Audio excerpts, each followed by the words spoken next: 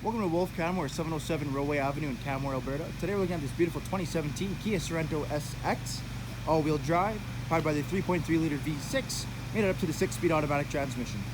Alright, once inside the Kia Sorento, right away in the door we do have the power windows, power mirrors. We do have power locks as well. Down here we have all of our safety buttons. We got our blind spot alert. We do have a 115-volt outlet that is activated through the button, traction control. We do have the power tailgate as well as your gas cap release there. We do have a leather heated steering wheel as well. Only 74,011 kilometers on the odometer here. Push button start, very large touchscreen for your nav, audio, and climate.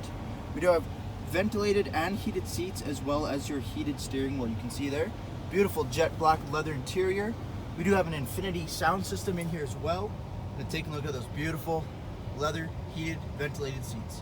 Moving on to the exterior of the Kia Sorento, we do have the 19-inch wheel and tire package, as well as the hands-free and remote start for the vehicle. All-wheel drive, roof rails up top, power tailgate as well, LED daytime running lights in the front and the rear, chrome exhaust tip coming out the back there.